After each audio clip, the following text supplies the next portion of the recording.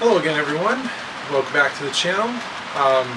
In case you're wondering, I'm shooting some of these a little bit closer together, so if my clothes haven't changed, well, actually I wear the same thing all the time, but I'm shooting a few of these videos closer together because I have time. I wanted to get the footage shot so I can edit it later. So in case you're wondering, yes, the camera hasn't moved from one of the last videos that I shot.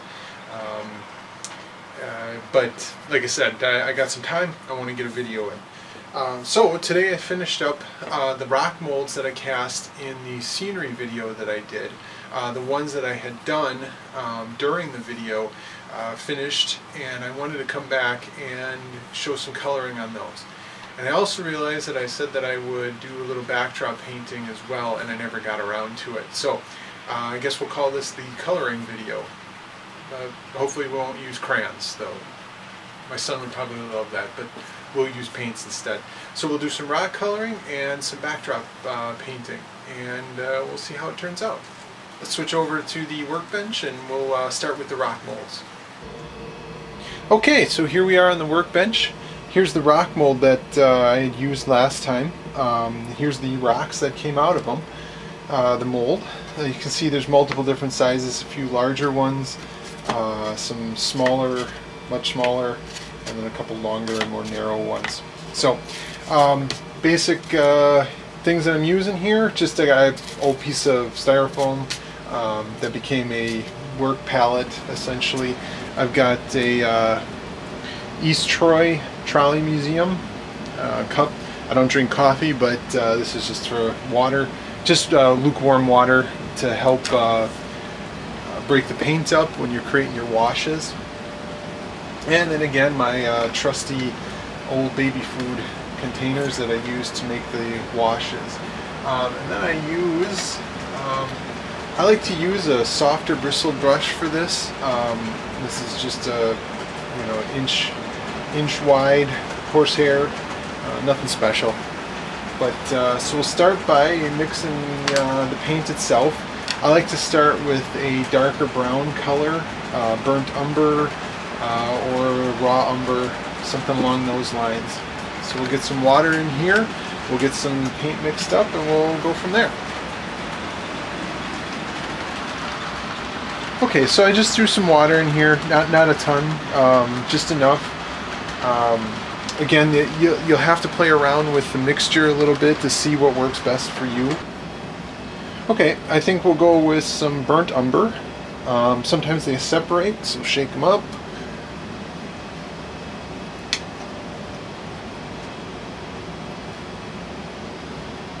Just dabble do ya. And it creates almost like a chocolate milk effect, essentially.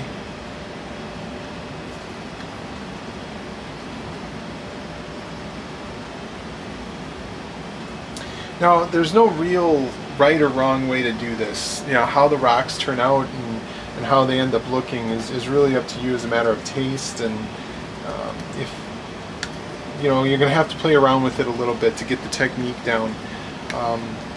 But the good news is that they're pretty easy to make. They're pretty inexpensive once they're done. So you screw a few up. You can always come back and recolor them. Once these are completely unsealed, I haven't painted them with anything else yet, so they should take the paint pretty quickly and really absorb it.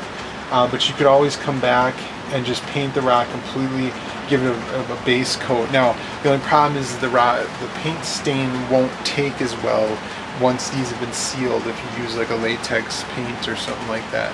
So you kind of have one shot at getting it right with the stains, and then they might not turn out as well after.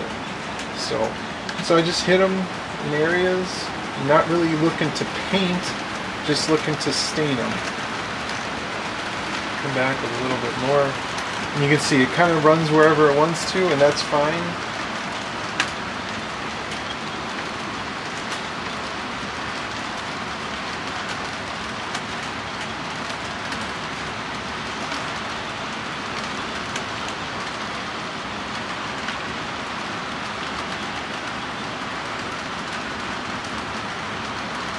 Areas that you want a little bit darker, you can come back and hit them a little bit more.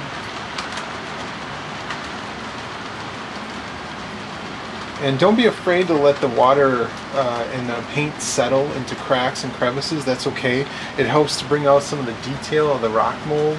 And like real rocks, you've got shadows, you've got, you know, cracks and crevices in them. So that's okay. Usually I keep one of these just as a rinse to take off some of the color. You're going to mix them anyway when you start coming back with other colors, so it's not crucial that you have only one color on the brush at a time. Alright, so then now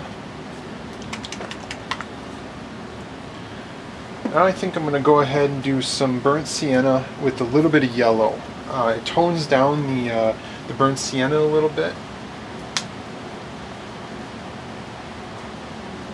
Actually, it brightens it up. It tones down the yellow and brightens up the burnt sienna just a little.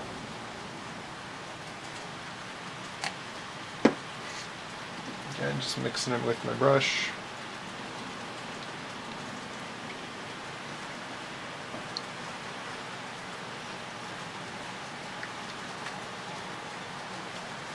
This has got kind of a, I don't know what this color would be, but it's I can't really match it to anything. But it's like I said, it's a little bit of a, almost like a pumpkin color. So then come back. And you can overlap the color that you already put down. You can have streaks of color within the rock, depending on how the rock formation formed. Because these are uncured or unpainted, they're drying rather quickly. Even in between applications here, you can see the paint that I applied before is dried quite a bit already.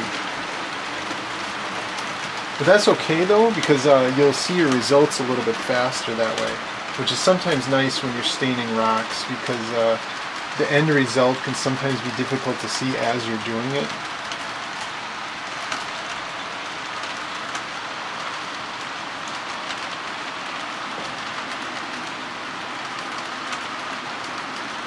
And you can always come back with a little bit of the previous color to tone down what you just did.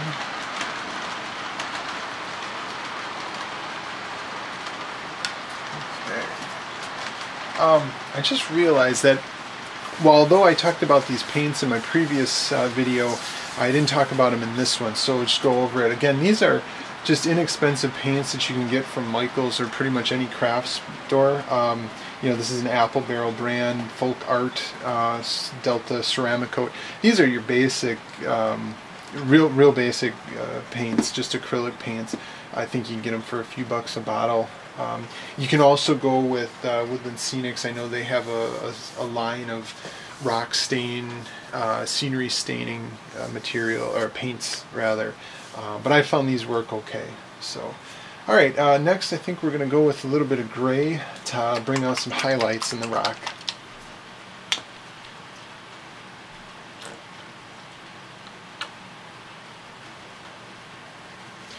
The other nice thing about using more inexpensive paints is that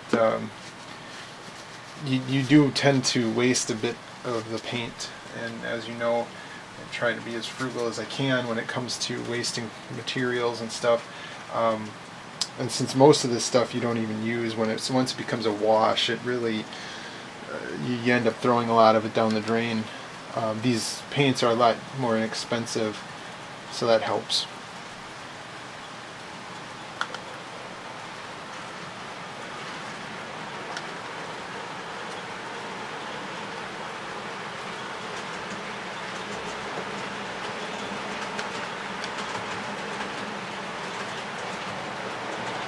This gray color I like just because it helps to draw the colors together a little bit, makes them a little bit more uniform, and also kind of weathers the rock at the same time.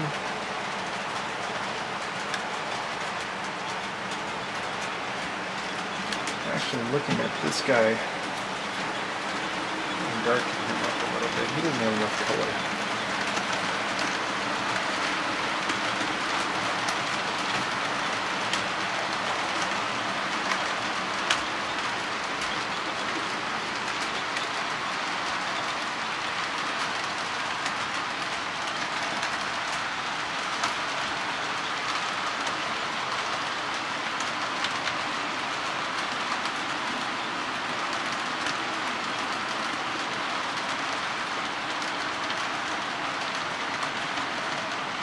Again, there's really no right or wrong way to do this.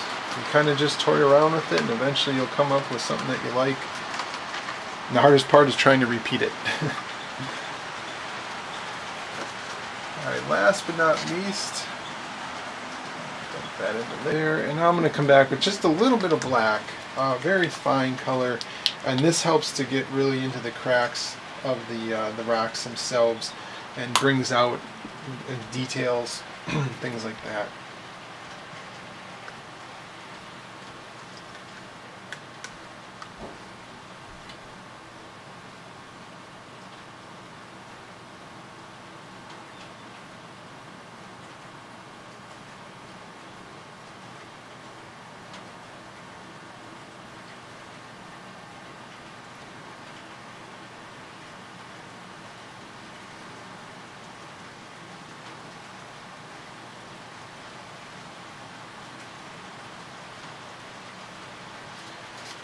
Okay, I think I want to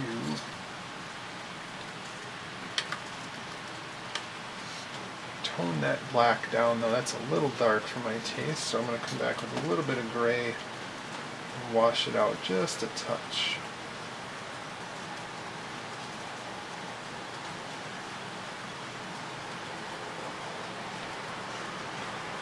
You can see this is turning into a dark gray as it mixes.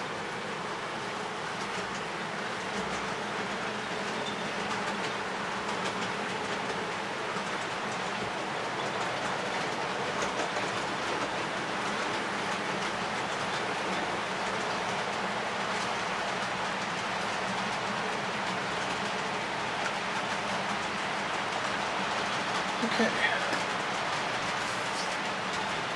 Here's a close-up view of the rocks. As it's drying, you won't really get to see the full effect. Really, once the rocks dry, you really get a better feel for how the stains go on and how the molds take, the hydrocal takes the paint. I like the hydrocal that I use simply because it has somewhat of a shale color to it, like a nice light gray. Here again is a finished example of the rocks that I put in the other day. These are painted with the same technique. I know they don't look like it now and they don't necessarily match, but this is really close to what those will end up looking like once they're completed, once they've dried.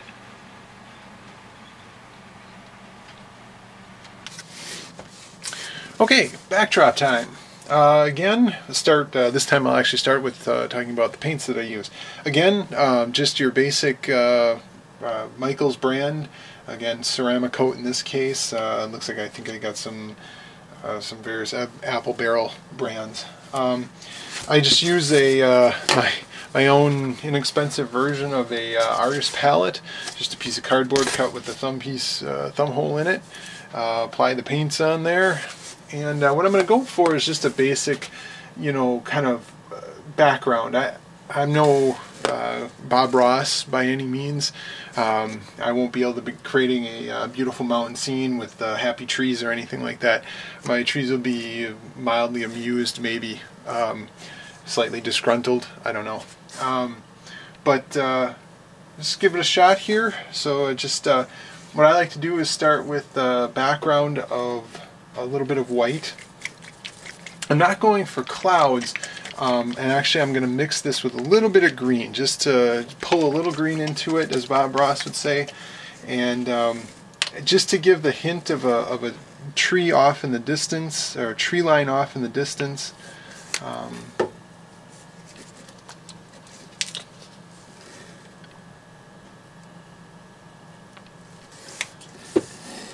So again, just using my 1-inch brushes, mix it right here on the board.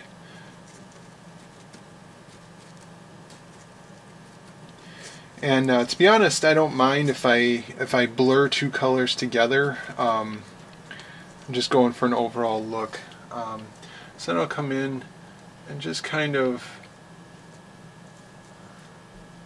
going for a distant view. Normally I wouldn't have tried something new here with a bit of styrofoam. to create some contour on the backdrop. Normally I don't have that, so this is something new actually.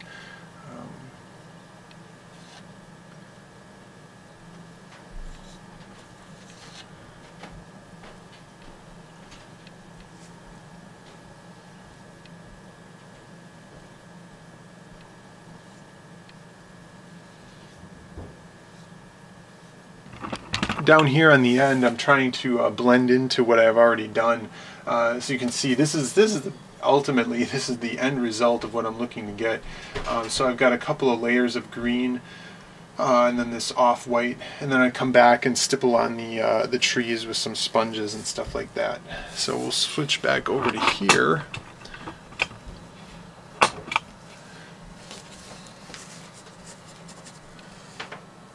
I'm going to keep this part a little bit lower on the horizon since there's this larger... Not too worried about getting paint on those hills there. I'm going to come back and put some grass on there anyway, so...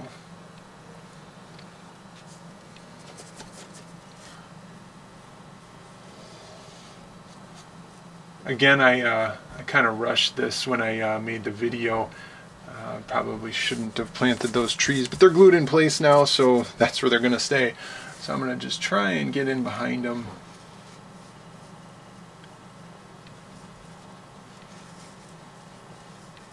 The trees are going to do a nice job hiding this part of the backdrop anyway, so that's okay. Okay, now I'm going to switch to this straight green color without any white in it. Now it's going to pull some of the white color in anyway, simply because it's going to blur. It's not dry.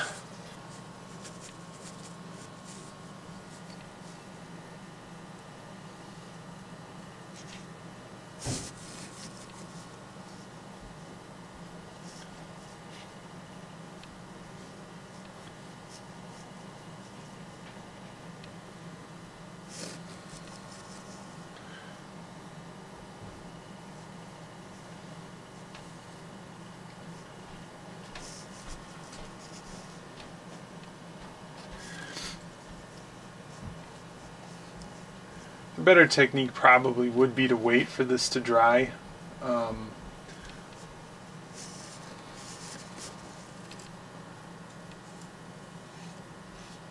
But you can always come back and redo it if you don't like it. Being that they're acrylics, they will cover pretty well over the top of one another. But honestly, it's a backdrop. You don't want it to be totally crisp anyway. Your attention should be on the foreground details, not necessarily on the backdrop. I know there are some beautiful backdrops out there. InRail on the Atlas forums, and I know on some of the other forums, has posted his backdrops, and what he does with pictures and things like that are simply amazing. That's a project for the future that I would love to tackle. For now, I kind of just go with your basic backdrop just to give the scene a complete look. Okay, time for the last color. I usually go with a little bit darker of a green. Fortunately, this one feels kind of empty. I have a feeling I am running out of dark green. That is definitely not going to last very long. I'd have to try and mix a little brown in with the other colors here. Okay, going with somewhat of a unique color here because I ran out of the darker green that I usually use. So we'll see how this turns out.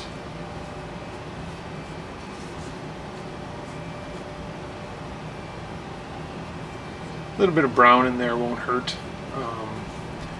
Can just be part of the ground coming through.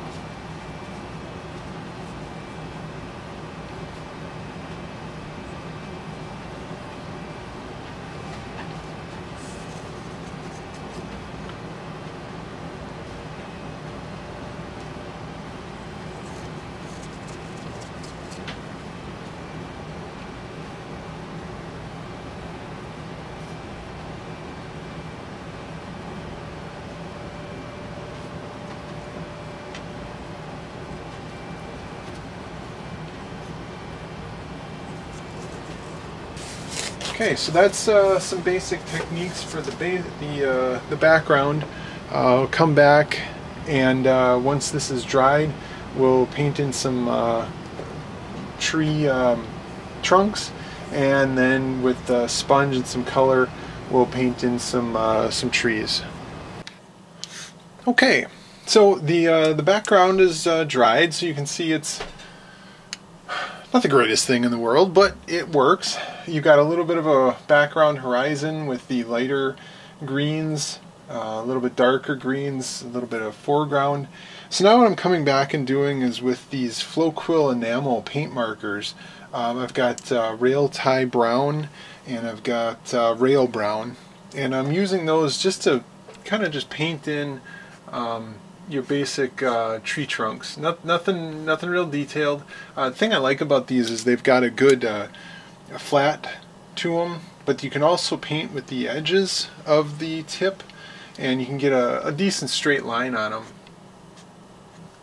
And I'm not going for anything real detailed. I'm just looking to try and get a basic trunk to give the appearance of a little bit darker section to the tree. And I'm going to come back and just paint in with a sponge rather, and just put in the bulk of the tree. Okay, we've got a few of those in there. Cover the markers back up. So now again, I've got my folk art paint color. So I've got, again, I'm going for more of a excuse me, a fall theme. So I've got a little bit of red, some orange, red, and I'll go with the yellow again, and even a little bit of green. Obviously, again, your paints or your trees don't change over immediately. And then this time what I'm using is a real coarse sponge. You can get these at paint shops, hardware stores, things like that. But this will give a nice effect, more of a, it won't be as solid. If you don't press real hard, it'll give a more of a spattered effect kind of thing. So let's get some paint on my paint artist palette here, and let's get started. So sometimes what you want to do before you get started on this is, like, for instance, you can see I've got just this old piece of cardboard that I use. You can see all the different colors that I've done. But what's nice about this too is you can kind of just experiment to see how the sponge kind of hits when you have a certain amount on there. So then I just come in and start putting it on. That one's off the camera, so that doesn't really help. I'm not trying to fill out too much, just trying to give the appearance of there being a tree there. And I'm not doing every one in the same color. You want to kind of put a red one here, put a red one there, And again, the thinner you go, the better. When you look at a tree, you can oftentimes see through the tree itself and the branches. And again, you want to kind of make pieces sticking out. Branches and leaves kind of are everywhere. Alright, so we got some red in there. Switch over to an orange. This orange might be a little bright, but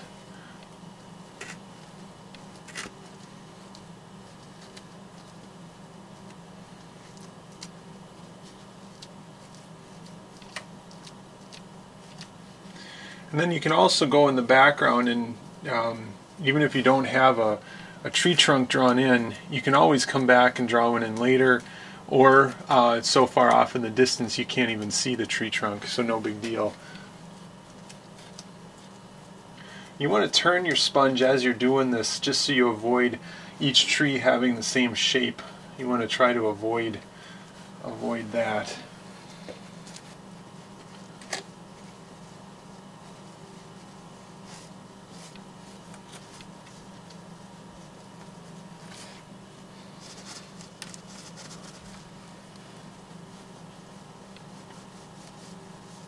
And if your colors start to bleed together as you're painting, that's okay too, because a lot of times trees will have different shades of color and mixed in, well, at least with the with your yellows and stuff like that.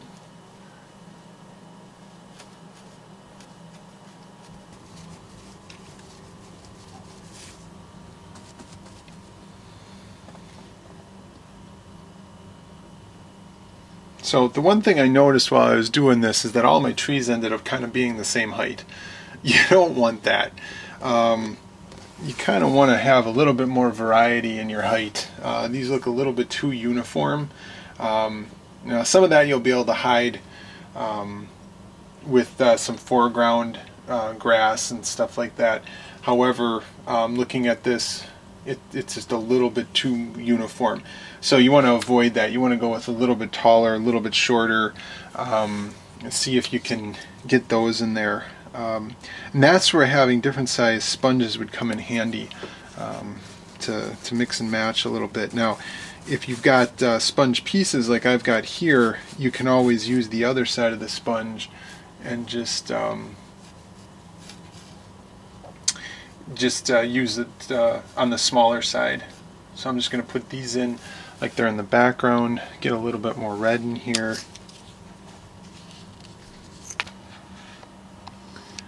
Well, there you have it. Maybe not the greatest backdrop in the world, but it gets the job done and gives you something to look at other than a bare concrete or cinder block wall. And again, it's a backdrop. You want the attention to be on your trains and on your scenery. The backdrop should just be there. So let me know what you think. Again, it is what it is, and that's all. Okay, while we were doing the backdrop, the rocks actually had a chance to fully dry. So see if we can get in close here, and you can kind of see how they took the color. I think it took quite well. This big one, it didn't take it as well as I would have hoped, but it still's got a decent hue to it. Might come back and put a little black on there, but I thought the smaller rocks definitely took the color. You can see a little bit of the orange and the dark brown in there. You know, these turned out a little darker than the other ones, but overall I like the way they turned out. Well, that wraps up this segment. I hope you learned something, or if nothing else, learn what not to do. Not perfect by any means, kind of throwing it out there just to show everybody what's what and what I do. Again, more to just give ideas and hopefully give you a tip here or there. Again, as always, please share in the comments section if you've got anything that you do differently, or you know of a good video that someone else has shown already that is a different technique. Always looking to learn a little bit on how to do things differently. So thanks again. If you're not a subscriber and you found this interesting, please click subscribe. I want to continue to try and get videos up as often as I can. And thanks for watching.